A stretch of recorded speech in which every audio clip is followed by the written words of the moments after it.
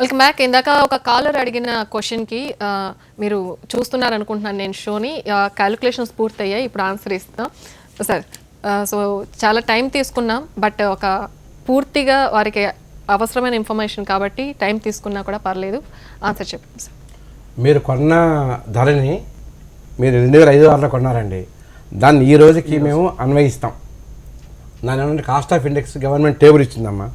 ఈ టేబుల్ ఇప్పుడు ఇందులో చూపెట్టిన కస్టమర్ వచ్చేసరికి ఈ టేబుల్ ప్రకారం 81లో 100 రూపాయలు ఉంటే 81లో 100 రూపాయలు ఉంటే అది ఇప్పుడు 1120 రూపీస్ అంటే సుమారుగా 10 రెట్లు పెరిగింది. ఇప్పుడు ఇంకో విషయం చెప్తాను. ఈ 81 బేస్ని ఈ బడ్జెట్లో 2001కి పట్టుకొచ్చారండి. అది మంచి మార్పు. దాని తర్వాత ఆలోచిద్దాం. ఇప్పుడు ఒకరు ఎవరైనా ఎస్ఎస్సి ఒక ఆస్తి కొంటే ఆస్తి కొన్న విలువ తీసుకుంటాం, అంటే market sorry agreement value, registration value car, దాన్ని దీంతో అన్వయించి ఇవాళకి దాన్ని పట్టుకొస్తాం, ఇవాళకి దాన్ని క్యాల్కులేట్ చేస్తాం. దాని కాస్ట్ ఆఫ్ ఎక్విజిషన్ని ఇండెక్స్ చేయడం అంటారు. కాస్ట్ ఆఫ్ ఎక్విజిషన్ అంటే కాస్ట్, సింపుల్ కాస్ట్. దాన్ని ఈ రోజుకి ఇన్ఫ్లేట్ చేస్తాం. అలా చేస్తే 11,000 వచ్చింది, 11,318 రూపాయలు వచ్చిందండి. మీరు ఇప్పుడు 70,000 రూపాయలకి అమ్ముతున్నారు కదా, మీరు 70,000 కాస్ట్, అది షేర్ అమ్మా. 70,000 మీన్స్ 11,000 చిల్లర. 70,000 మైనస్ 11,000 చిల్లర, సుమారుగా 49,000 రూపాయలు ఒక గజానికి ఆయనకి ప్రాఫిట్ వస్తుంది. 49 ఇంటూ ఎన్ని గజాలు అన్ని గజాలు, దాని మీద వారు 20% ట్యాక్స్ కట్టాలి. అది ల్యాండ్ అయితే ట్యాక్స్ కట్టలేకుండా కూడా 3 రకాలుగా సార్. ఇప్పుడు 2005లో కొన్నారు, 2005లో కొన్నారు, ఇప్పుడు అమ్ముదాం అనుకుంటున్నారు, దానికి ట్యాక్స్ కట్టాలి. 70,000 మైనస్ 11,000 చిల్లర, అది ట్యాక్స్ వస్తుందండి. అది దాని మీద ట్యాక్స్ కట్టాలి, దాని మీద ట్యాక్స్ కట్టాలి. లేదా ఈ ట్యాక్స్ ని తప్పించుకోవచ్చు. అంటే ఎగవేత కాదు, ప్లానింగ్ ద్వారా దాన్ని తగ్గించుకోవాలి. అదే ఒకటేంటే ఆ క్యాపిటల్ గెయిన్ అంటారు దాన్ని, ఆ డిఫరెన్స్ ని ఆర్ఈసి బాండ్స్ లో కానీ ఎన్హెచ్ఏ బాండ్స్ లో కానీ పెట్టాలి. National highway of authority of India or REC rural electrical corporation, ఈ బాండ్లో కానీ ఈ డబ్బులు డిపాజిట్ చేస్తే ట్యాక్స్ పడదు, అసలు మొత్తానికి ట్యాక్స్ లేకుండా సేవింగ్స్. రెండోది, ఇది ల్యాండ్ అంటే ల్యాండ్ అనుకున్నాం కాబట్టి ఈ ల్యాండ్తో ఇల్లు కూడా కొనొచ్చు. సో ఓకే, అంటే ఇప్పుడు 70,000 రూపాయలు వచ్చింది కదా ఆయనకి, ఆ డిఫరెన్స్ 50,000 రూపాయలు. ఆ డిఫరెన్స్ పెడితే చాలు, 70,000 పెట్టక్కర్లేదు. అంటే కరెక్ట్గా చెప్పాలంటే క్యాపిటల్ గెయిన్ సరిపోతుంది, మొత్తం సేల్ ప్రొసీస్ పెట్టక్కర్లేదు. అది మళ్ళీ ఇంకో ఇల్లు కొంటే ట్యాక్స్ పడదు. ఓకే సార్, సో ఈ విధంగా చూపించుకోవచ్చు, ప్లాన్ చేసుకోవచ్చు. రైట్ సార్, నెక్స్ట్ కాల్ చూద్దాం. నాగమణి గారు లైన్లో ఉన్నారు. హలో, నమస్తే అండి. నమస్కారం అండి. నాగమణి గారు చెప్పండి. మేము పొలం కొనుక్కోవాలనుకున్నామండి. చేను ఒక ఎకరం 12 లక్షలు పెట్టి కొనాలనుకున్నామండి. వాళ్ళకి డబ్బులు ఇస్తామండి. ఇట్లా మోడీ గారు ప్రకటించగానే మేము రిజిస్ట్రేషన్ ఆపేసామండి. ఇప్పుడు రిజిస్ట్రేషన్ చేయించుకోవాలనుకుంటున్నామండి. ఏమన్నా ప్రాబ్లం అవుతా, ట్యాక్స్లు ఏమన్నా పడతాయా అని అడుగుదామనండి. 12 లక్షలు ఎకరం, 12 లక్షల మీద ఎకరం తీసుకుందామని. ఎక్కడండి పొలం అది? అమలాపురం అండి. అంటే విలేజ్ ఉందా లేకపోతే అమలాపురం ఊళ్ళోనండి? విలేజ్ అండి. విలేజేనా? మున్సిపాలిటీ వస్తుందండి. మున్సిపాలిటీ కింద వస్తుందా? మున్సిపాలిటీ కింద వస్తుంది అన్నారండి. మున్సిపాలిటీ కింద వస్తే అప్పుడు మీకు ట్యాక్స్ పడుతుంది. అంటే అగ్రికల్చర్ ల్యాండ్ అయినా సరే, అగ్రికల్చర్ ల్యాండ్ అండి. అమ్మింది మీరు అమ్మారు కదా మేడం? మీరు అమ్మారు కదా? అమ్మలేదండి, మేము కొనుక్కుంటున్నారా? Okay okay. ఎంతండి? 12 లక్షలు ఎకరం అండి. వాళ్ళకి డబ్బులు ఇచ్చేసామండి. 8వ తారీఖున ఇలాగా మేము పెట్టుకున్నామండి. ఇలా మోడీ గారు ప్రకటించగానే ఆపేస్తామండి. ట్యాక్స్ అది మాకు భయం వేసి ఏమన్నా అవుతాయి ఏంటని. నాకు మామూలు ఎప్పుడో ఛానల్ క్రితం పొలం అది అమ్ముకున్నా, డబ్బులు ఉంటే అలా ఉంచి ఇప్పుడు పొలం కొనుక్కున్నామండి.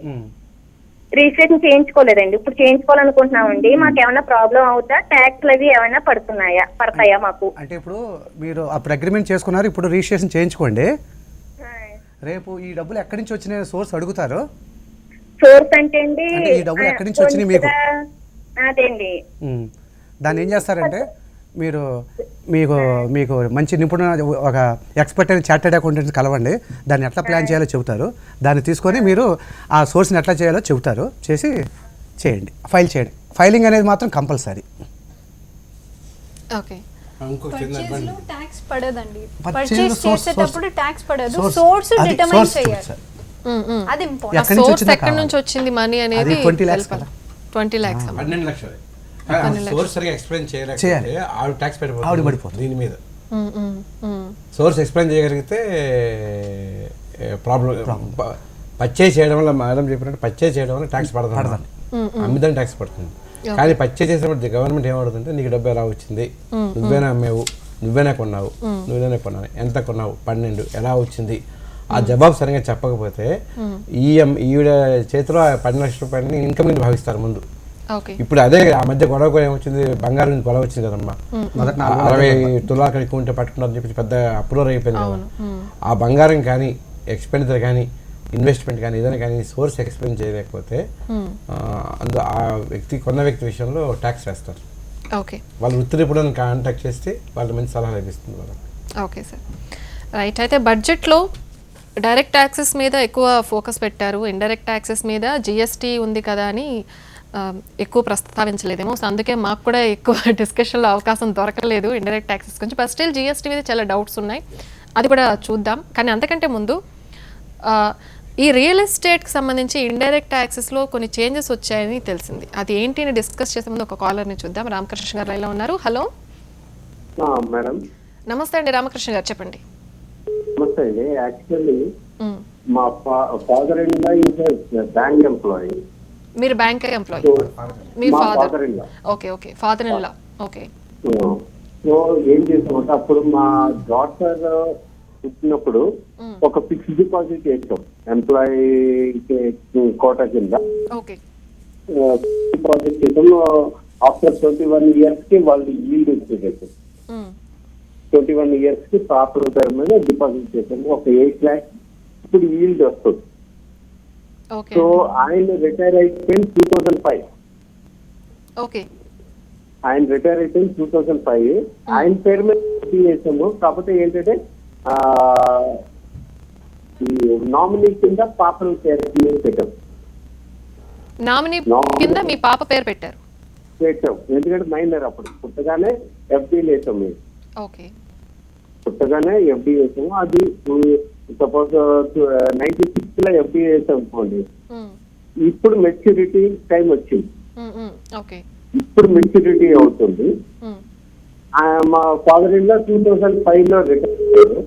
సో ఆ మనీని ఇప్పుడు మేము డైరెక్ట్ గా పిల్లల పేరు మీద ఎఫ్డీ చేసినా అదర్ కింద ఇన్వెస్ట్ చేసినా కానీ ఎట్లా ఏదైనా టాక్సేషన్ పడుతుందా ఏంటి, ఆ డీటెయిల్స్ కావాలి. సార్ ఇది సిచ్యువేషన్ చెప్పడం ఏంటంటే 96 ఆ టైంలో పాప పేరు మీద ఫిక్స్డ్ డిపాజిట్ వేశారు. పాప పేరు మీద, మనవరాల పేరు మీద మనసులో పాప అని అనుకున్నారు. పాప పేరు మీద నామినీ చేశారు. అది పై తండ్రి పేరు మీద ఉంది, మామగారి పేరు మీద ఉంది. ఆ మామగారు దాన్ని పన్ను కట్టాలి. ఓకే. ఇంకో ఆప్షన్ లేదమ్మా. ఓకే. ఓకే. అది ఎలాగంటే 2 ఆప్షన్లు ఉన్నాయి. ఆ ఎఫ్డి పెరుగుతున్న కొద్దీ ఇయర్లీగా దాన్ని అపోర్షన్ చేసుకోవడం ఒక పద్ధతి, ఇంట్రెస్ట్ ని, లేదా మెచ్యూరిటీ డేట్ నాడు మొత్తం అంతా తండ్రి మామగారు ఆ 8 lakhs కి ఎంతమంది వస్తుంది అమౌంట్, ఆ మొత్తం ఇంట్రెస్ట్ ముందు మామగారి పన్ను భరించి ఆ తర్వాత మనవారికి ఇవ్వాలి. సో మనోరాలు మళ్ళీ ఇప్పుడు ఫిక్స్డ్ డిపాజిట్ చేసుకుంటే అప్పుడు ట్యాక్స్ పడుతుంది. ట్యాక్స్ పడదు. అంటే ఈ కాగితాలను ఉండాలమ్మా. ఆ మామగారు ఆ సంతకం కాబట్టి జోక్ చేయట్లేదు. చాలా మంది మాకు దేవుడు చెవులు ఇచ్చాక చెవులు పని చేయమమ్మా, మాకు కళ్ళే పని చేస్తాయి. ఎవిడెన్స్ ఉంటేనే మేము రేపు కేసు గెలగలం. ఎవిడెన్స్ లేకపోతే అసలు మేము రిప్రజెంట్ చేయడమే వేస్ట్. ఓకే. అంత మేము అందువల్ల కట్టుగా మాట్లాడతాం తప్ప వాళ్ళ మీద అభిమానం కాదు, లేక కాదు, కోపం మీద కాదు. They should give us all evidence. చాలా మంది ఏంటంటే 2005లో కొన్నామన్నారు, అది 5 ఏప్రిల్ అయితే మా రేటు మారిపోతుంది. మీ లెక్క మారిపోతుంది. మా ఏప్రిల్ అయితే ఓ రేటు, మార్చి అయితే ఓ రేటు. మేము 5 చెప్పాం కదా మాస్టర్ అంటాడు, 5 ఇక్కడ వాడు ఏ ఏప్రిల్లో చెప్తాడు, ఇక్కడ ఆగస్టులో ఉంటుంది ట్రాన్సాక్షన్. చిన్న చిన్న టెక్నిక్స్ ఉంటాయి మళ్ళీ ఇందులో.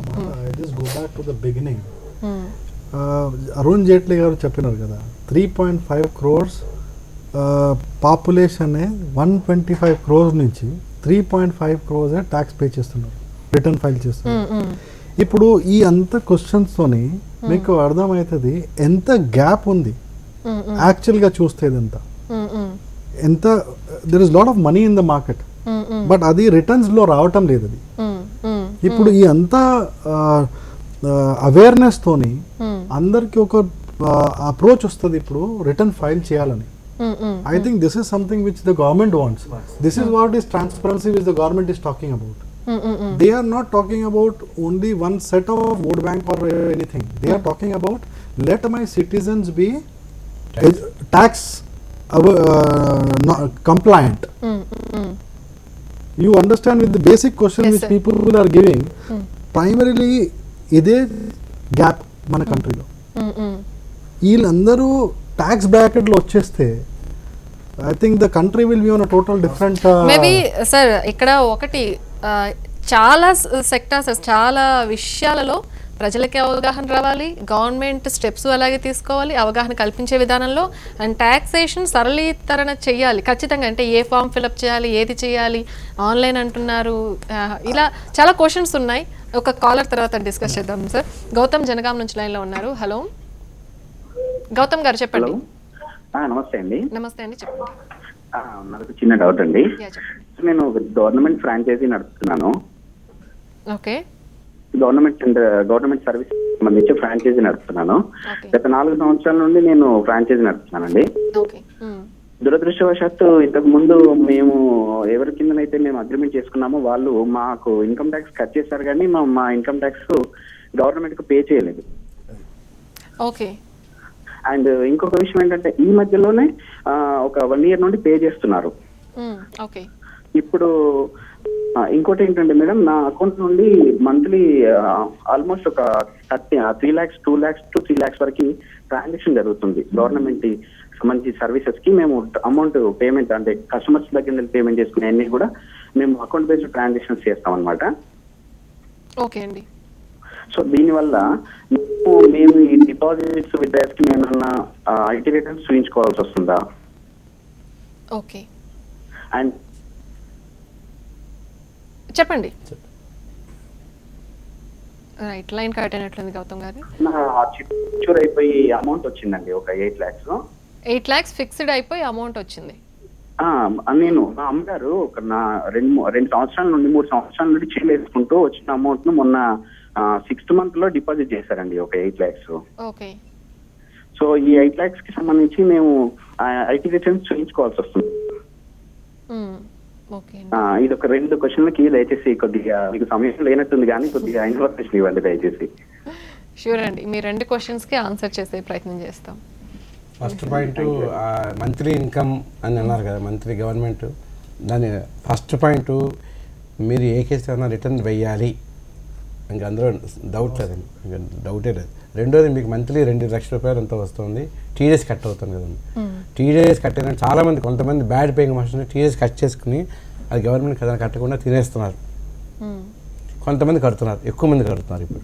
అయితే అది దురదృష్టం, అది బ్యాడ్ లక్, మనం ఆయనకేం చేయలేము. మీ పేరుని పాన్ నెంబర్ కూడా ఉండే ఉంటుంది, లేకపోతే అది జరగదు. ఈయన పేరుని పాన్ నెంబర్ ఉండి వాళ్ళు ట్యాక్స్ కట్టేస్తారు కాబట్టి ఖచ్చితంగా ఈయన ఆ రిటర్న్ వేయాలండి. ఇంకా 8 లక్షల రూపాయలు ఇప్పుడు అందరి వివరణ ఇలాగే ఉంటుందండి. ఎవరో మా అమ్మ మింది, మా చెల్లి ఇచ్చింది, మా తమ్ముడు ఇచ్చాడు, పాతకాలం పద్ధతి అన్ని పద్ధతులు తవ్వితే ఆ డబ్బు దాన్ని మూట కట్టి బ్యాంకులు డిపాజిట్ చేస్తారు. దీనికి వివరణ సరిగ్గా ఇవ్వలేకపోతున్నారు ఇప్పుడు. అంటే నిజంగానే అది వాళ్ళు ఏదో సంపాదించిందే తప్ప ఇంకేది దానంత రాదు కదా మా ఇన్కమ్. ఆ ఇన్కమ్ 8 lakhs రూపీస్ ఆయన ఎఫ్డీ వేశారు కదా. ఎఫ్డీ వేసినంత మాత్రం రిటర్న్ వేయాలని లేదు, కానీ ఎఫ్డీ సోర్స్ చెప్పలేకపోతే మాత్రం మళ్ళీ అది ఇన్కమ్ కింద భావిస్తారు. బెస్ట్ వే ఏంటంటే అది ఇప్పుడు ఆ 8 లక్షల మీద 8,000 9,000 ఎంత ఇంట్రెస్ట్ వస్తుంది నెలకి, దాన్ని డిక్లేర్ చేస్తూ దాన్ని రిటర్న్ వేయడమే కరెక్ట్ పద్ధతి. ఓకే, అంటే సొసైటీలో చాలా చాలా సమస్యలు ఉంటాయి నాకు తెలిసి. ఈ డిమానిటైజేషన్ ఎఫెక్ట్ అనేది రియల్లీ సరే, డిమానిటైజేషన్ ఎఫెక్ట్తో ఎక్కడెక్కడో వచ్చిన చిన్న చిన్న అప్పులు కూడా వచ్చేసి ఆ బల్క్ అమౌంట్ని బ్యాంకులో వేసుకోలేరు, అలాగని వద్దు అనలేరు. సో ఇది ప్రజెంట్ చాలా మంది ఫేస్ చేసిన సిచ్యువేషన్. అది కూడా కాదమ్మా, జరిగినంతకాలం శుభ్రంగా అప్పులు తెచ్చుకున్నారు, ఇంట్రెస్ట్ అనుభవించారు, బాగా అనుభవించారు. ఇప్పుడు మోడీని తిట్టడం కాదు, అందరూ ఇంట్రెస్ట్ తీసుకొచ్చి మిత్తి మీద చాలా మంది బతికారండి. ఇప్పుడు ట్యాక్స్ కట్టే వాళ్ళకి ఒక్కొక్కరికి ఇబ్బంది అవుతుంది. సార్ మీరు చెప్పండి, ఇందాక మనం మాట్లాడుకున్నట్లే ట్రాన్స్పరెన్సీ అండ్ దీని గురించి కూడా ఒక కాల వ్యవధి అనేది దీంట్లో ఫైల్ చేయాలి, లేట్గా ఫైల్ చేస్తే లేట్ ఫీ అని ఏదో పెట్టారు ఇన్కమ్ ట్యాక్స్ రిటర్న్స్ ఫైల్ చేయడంలో. వచ్చిందా? Sorry, no before that I think income tax returns కాల వ్యవధిలో అంటే పర్టికులర్ టైంలో ఫైల్ చేయకపోతే ఫైన్ వేస్తున్నారని ఈ బడ్జెట్లో తీసుకొచ్చారు. 234BF వచ్చిందమ్మా, ABCDF వచ్చింది. మీరు please talk about revise return. So ఇది ఎంతవరకు మంచిది అంటారు? ఇలా ఒక టైం పీరియడ్లో ఫైల్ చేయాలి అనే ఒక ప్రాసెస్ని తీసుకురావడం సిస్టమ్ని టైట్ చేయడం అనుకోవచ్చా? సిస్టమ్ని టైట్ చేయాలా, లేకపోతే ఇది అగైన్ ట్రాన్స్పరెన్సీ ఉంది first. Now will talk about this filing of returns. Filing of returns the date ఉంది ఇన్కమ్ ట్యాక్స్లో. ఆ డేట్లో మీరు ఫైల్ చేయాలి. Okay, right. ఆ డేట్ ఇప్పుడు రిటర్న్ ఫైల్ చేసిన తర్వాత ఏమైనా మిస్టేక్ మనం అనుకుంటాం అదే దిస్ ఇస్ గాన్ రాంగ్, అది రివైజ్ చేయవచ్చు. Revision of return. ఓకే, ఆ రివిజన్ ఆఫ్ రిటర్న్లో ఇప్పుడు they have actually talked about changing. It was earlier a benefit of 2 years. 2 yearsలో ఆఫ్టర్ ఫైలింగ్ ద రిటర్న్ 2 yearsలో చేంజ్ చేయవచ్చు. Whatever I filed I can change. But now with the new provision which they are talking, they have reduced it to 1 year. ఒక్క సంవత్సరంలో చేయవచ్చు. ఎట్లా అది? How is the calculation? From the date of filing of return, right, it was 1 year from the date of end of the no, it is end of the assessment year. End of the assessment year అంటే income tax లో 2 dates ఉన్నాయి. Financial year ఉంది, assessment year ఉంది. Sir ఇది ఎప్పటి నుంచి ఎప్పటి వరకు ఉంటుంది sir assessment year? Financial year అయితే ఏప్రిల్ నుంచి మార్చ్, రైట్. దీని assessment year is the following year. Example, so next April to March. Next April to March. Okay, if April to March నుంచి they had 1 year time. Next March నుంచి ఇప్పుడు వాళ్ళు ఏం చేసినారంటే ఇప్పుడు financial year పెట్టేసినారు. So that means you cannot revise a return after 2 years. You have to file the revised return within 1 year. 1 year only. Correct. Why is that? Because income tax department is also pressurized to complete the assessments as early as possible. Okay. Right? Ipudu that pressure is coming to the income tax department, so they are moving that pressure also to the SSC. Of course. Right? Because both have to work together. This is sometime, this is the first time ఇప్పుడు ఒక్కసారి they are thinking about 2 things. Otherwise every time what used to happen in past was one discussion used to happen somewhere and the second discussion was never been talked about.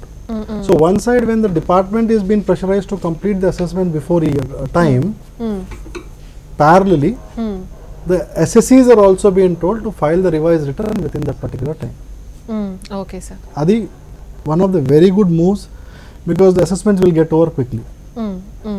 So I think that is one of the, and the deadline for completion of assessment earlier was 21 months, right, which was reduced in the previous budget to 18 months. Okay. Now they are telling the assessment has to be completed within 18 months, within 12 months. 12 months, 1 year. 12 months. 1 year. So you see how progressive thinking it is. It is not only restricted to one small portion.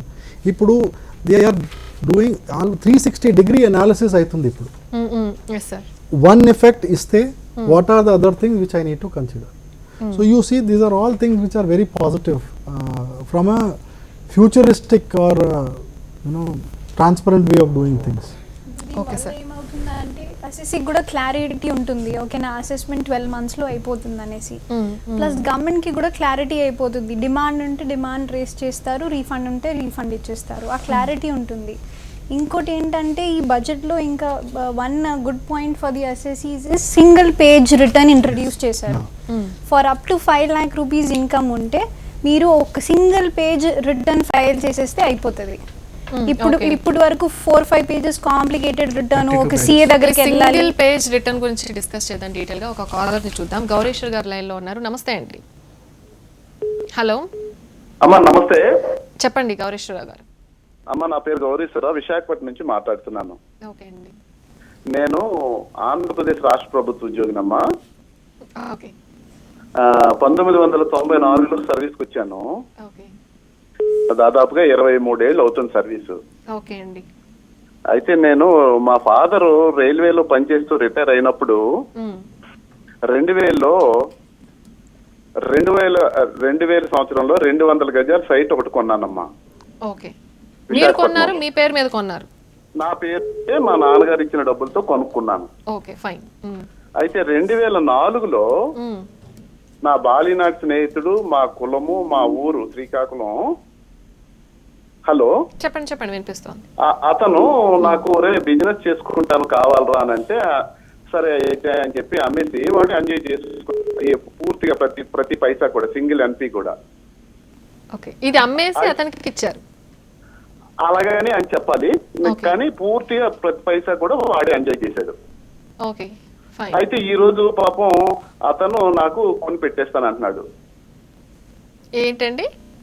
ఇప్పుడు ఆయన నాకు మళ్ళీ again ఎంతైతే నా land కొనుక్కున్న, అదే అమ్మగా వచ్చిన డబ్బులు ఎంతైతే 200 గజాలమ్మా సైటు, అది పూర్తిగా అమౌంట్ అంతా ఎంజాయ్ చేశాడు అతను.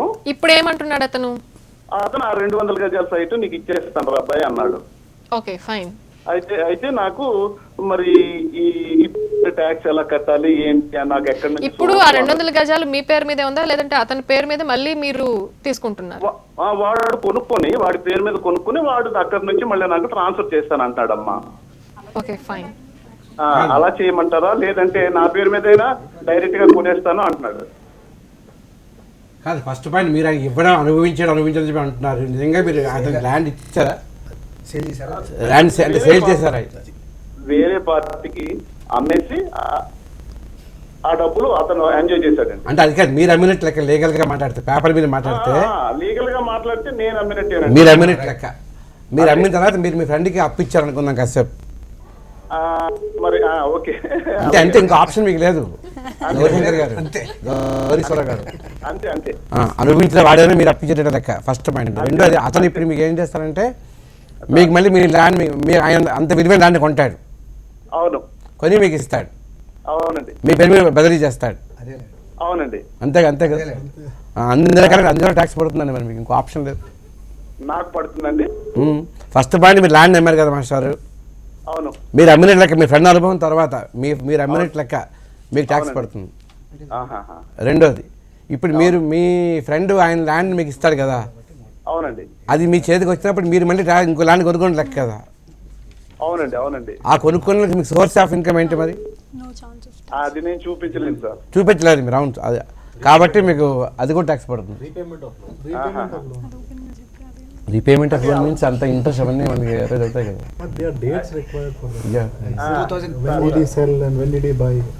డిఫరెన్స్ 23 సంవత్సరాలు అండి. 23 సంవత్సరాలు. 2000లో ఫస్ట్ ట్రాన్సాక్షన్, సెకండ్ ట్రాన్సాక్షన్ 2004లో బై చేశారు. దాన్ని ఎప్పుడు అమ్మారో చెప్పలేదు. ఇప్పుడు మీరు రికార్డులు సృష్టించడానికి అవకాశం ఉందా ఏమైనా? అంటే అప్పుడు ఆయన మీరు అప్పించినట్లు, మీరు అమ్మిన తర్వాత ఆయనకి అప్పించినట్లు కాగితాలు ఆయన బ్యాంకులో వేసుకున్నట్టుగా? లేవండి, నాకు కాగితాలు ఏమీ లేవండి. ఇప్పటికే ఆయన ఇస్తామంటున్నాడు, నేను ఇచ్చాను అంతే. మా ఇద్దరు అంటే బాలినాడు చిన్నప్పుడు అయితే మీకు 2 సార్లు ట్యాక్స్ పడుతుంది మాస్టర్, తప్పదు. ఫస్ట్ అమ్మినప్పుడు, ఓకే, రెండో ట్రాన్సాక్షన్ 2004లో జరిగింది సార్. అవును, అవునండి. అమ్మినప్పుడు ఇప్పుడు మళ్ళీ ఆ ఫ్రెండ్ ఇస్తున్నాడు, ఈయన పేరు మీద అమ్మేస్తే రిజిస్ట్రేషన్ చేస్తాడు. మీ ఫ్రెండ్ మీకు గిఫ్ట్ ఇచ్చినా కూడా మీకు ట్యాక్స్ పడుతుందండి. అలా గిఫ్ట్ ఇచ్చినా తీసుకోవచ్చండి. తీసుకోవచ్చు, ట్యాక్స్ పడుతుంది. మరి బినామీ అనే ప్రమాదం కూడా ఉంది కదా మాకు. ఈయనకే ట్యాక్స్ పడుతుందమ్మా, రిసిప్ట్ పెట్టి కదా గిఫ్ట్. గిఫ్ట్ అది కాదు సార్, మీ ఫ్రెండ్ మీకు ఇచ్చింది ఇప్పుడు గిఫ్ట్ ఇస్తాడండి, ల్యాండ్ ప్రాసెస్ అయ్యి మీకు ట్యాక్స్ పడుతుంది. Okay okay. ల్యాండ్ ఆయన డబ్బులు లోపాయి కనుక డబ్బులు ఇచ్చి మీరు కొన్నా మీకు ట్యాక్స్ పడుతుంది. ఓహో, ఎందుకంటే మీ సోర్స్ లేదు కదా మీకు. నాకు సోర్స్ ఇప్పుడు లేదు. విలువ ఎంత ఉంటుంది? విలువ ఎంత ఉంటుందండి? విలువ అప్పుడు నేను 5,000 అండి, 12 ఏళ్ళ క్రితం. ఇప్పుడు 25,000, 25 లక్షలండి. 25 లక్షల రూపాయలు మీకు ఆయన గిఫ్ట్ ఇచ్చినా మీకు ట్యాక్స్ పడుతుంది, మీరు కొనుక్కున్నా మీకు ట్యాక్స్ పడుతుంది. సార్ ఒక డౌట్ సార్, ఇక్కడ 2000లో ఈయన స్థలం అమ్మేశాడు. అవును. ఆయనకి ఇచ్చాడు ఇవి అప్పులు ఇవన్నీ పక్కన పెట్టేస్తే మీకు కూడా అర్థమైపోతుంది అంతా నాకంటే ఎక్కువ. సరే ఇప్పుడు ఆ 2000 అమ్మిన డబ్బుల్ని తీసుకొచ్చి ఇప్పుడు ఈయన స్థలం కొనుక్కుంటాడు అనుకోవచ్చు కదా. ఈ ఎన్ని రోజులు ఎక్కడ పెట్టారమ్మా, ఏ కొండలు దాచారా, పెండలు దాచారా, ఎక్కడ దాచారా, అవన్నీ మీరు క్యాష్ వివరణ ఇవ్వలేరమ్మా. క్యాష్ అంటే నిజమైన కూడా అబద్ధంగా లెక్క లాలో నిజంగా మీరు చెప్పినా కూడా అది చట్టం ఒప్పుకోదు, చట్టం హర్షించదు, చట్టం లెక్కలు తీసుకోదు. నేను ఈ డబ్బు తీసుకెళ్ళి ఇంట్లో అలా కుండలో పెట్టాను, కుండ ఇవాళ పాల్గొట్టాను అన్నా కూడా ఎవరు నమ్మరండి. Nobody will believe you. అందువల్ల ఏం చేయాలంటే ఇంకో ఆప్షన్ లేదండి. సో ఖచ్చితంగా ట్యాక్స్ కట్టాల్సిందే. రాధిక గారు ఇందాక మనం డిస్కస్ చేస్తున్నట్లు సింగిల్ పేజ్ అదేంటి ట్యాక్స్ సింగిల్ పేజ్ రిటర్న్ ఏంటది కొంచెం డీటెయిల్గా. ఇప్పుడు వరకు ఇన్కమ్ ట్యాక్స్లో 5 lakh వరకు ఇన్కమ్ ఉంటే రెగ్యులర్గా శాలరీడ్ ఇన్కమ్ ఉంటే శాలరీడ్ ఇన్కమ్ ప్రకారంగా ఐటీఆర్ ఫైల్ చేయాల్సి వస్తుంది. ఇప్పుడు గవర్నమెంట్ ఏం చేసిందంటే సింప్లిఫై చేసింది. మీకు 5 lakhs కన్నా తక్కువ ఇన్కమ్ ఉంటే 5 lakhs కన్నా తక్కువ ఇన్కమ్ ఉంటే ఒక 1 page రిటర్న్ ఫైల్ చేసేస్తే మీ వర్క్ అయిపోతుంది. ఓకే, ఆ సింప్లిఫికేషన్ చేసే రీజన్ ఏంటంటే ఈజ్ ఆఫ్ కంప్లయన్స్, ట్రాన్స్పరెన్సీ ఎక్కువ ఉంటుంది, కంప్లయన్స్ ఎక్కువ ఉంటుంది అనేసి సో ఈ ఇయర్ నుంచి అది అమల్లోకి వస్తుంది. అవును. ఓకే, సో అది ఎలా ఫిలప్ చేయాలి, ఏంటి ప్రాసెస్? ఆన్లైన్ త్రూ ఆ డీటెయిల్ నోటిఫికేషన్ రాలేదు కానీ ఆన్లైనే ఫిల్ చేయాల్సి వస్తుంది. ఓకే, సింపుల్గా మేబీ ఈవెన్ మొబైల్ యాప్తో కూడా మీరు ఫిల్ చేయొచ్చు, అలాంటివి కూడా వచ్చేస్తుంది. ఫైన్ అండి. సో గుడ్ డేషన్ ఇది కూడా. నెక్స్ట్ ఇంకో మంచి మార్పు వచ్చిందమ్మా. మంచి మార్పు కాదు, ప్రాణ సంకటమైన మార్పు. 3 లక్షల రూపాయలు క్యాష్ ట్రాన్సాక్షన్ దాటితే ఖచ్చితంగా పాన్ నెంబర్ ఇవ్వాలి. అసలు 3 లక్షలు దాటి చేయకూడదు ఫస్ట్. సార్ అది కూడా ఉంది, ఆ టాపిక్ కూడా నేను తీసుకుంటాను. ఒక కాలర్ని చూద్దాం. నమస్తే అండి, మేడం చెప్పండి. శ్యామ్ సుందర్ గారు. నమస్తే మేడం, మాది చీరాల. ఓకే, మా రిలేటివ్ ఒక ఆమె మా దగ్గర బంధువు, మా అక్క అవుద్ది. ఆమె 88లో 72 సెంట్లు పొలం కొనుక్కుందండి, అగ్రికల్చర్ ల్యాండ్.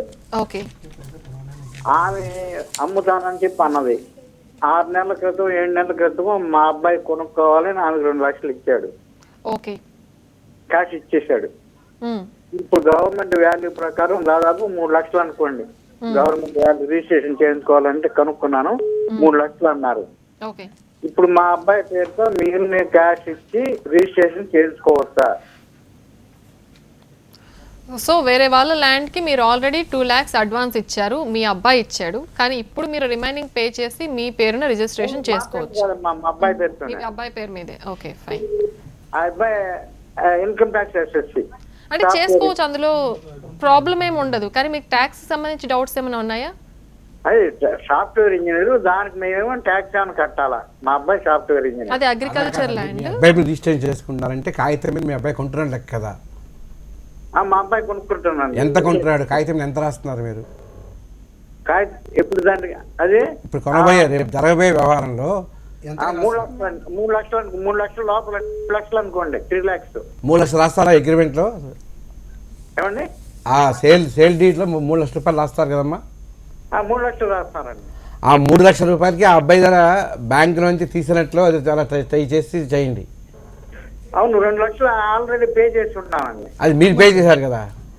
నేను కాదండి, మా అబ్బాయి ఇచ్చాడు. అయితే పర్వాలేదు, ఏం ప్రాబ్లం లేదు. మా అబ్బాయి 2 లక్షలు ఇచ్చున్నాడు ఆమెకి. ఓకే, నేను పే చేయలేదండి. అది ఇప్పుడు మళ్ళీ 1 లక్ష రూపాయలు ఇస్తాడు మీ అబ్బాయి? మా అబ్బాయి మిగిలిన 1 లక్ష రూపాయలు బ్యాలెన్స్ ఇచ్చి రిజిస్టర్ చేయించుకుంటాడు. చేసుకోవచ్చు, హ్యాపీగా చేసుకోండి. దానికి ఏమి టాక్సేషన్ కానీ ఇబ్బంది కానీ ఏమి ఇబ్బంది లేదు మాస్టర్. అది ఆ పొలానికి ఈ రోజు వరకు అండి లాస్ట్ ఇయర్ వరకు కూడా టాక్సేషన్ కట్టింది. 6 కట్టేసింది, భూమి 6. అవునండి, రసీదులని ఇచ్చింది. ఆమె 88లో కొనుక్కున్న స్టాంపులు ఇచ్చింది, ఒరిజినల్ స్టాంపులు. ఓకే ఓకే, ఏం ప్రాబ్లం లేదు. ఈ పాస్బుక్ మా పరిమితి కేవలం ఇన్కమ్ ట్యాక్స్ వరకే. ఇన్కమ్ ట్యాక్స్ మీకు పడదు. థ్యాంక్ యూ అండి. Right, next. ఏ రంగంలోనైనా సరే 3 లక్షలు దాటితే నగదు రహితంగా ట్రాన్సాక్షన్ జరపాలి. నగదు రహితంగా అంటే డిజిటల్ రూపంలోనో చెక్కో whatever it maybe, through bank any రూపం, కానీ క్యాష్ రూపంలో మాత్రం జరగకూడదు. సో అది ఎలా, ఏ రంగాలపై ఎలాంటి ఎఫెక్ట్ ఉంటుంది? ఒక షార్ట్ బ్రేక్ తర్వాత చూద్దాం. Stay tuned.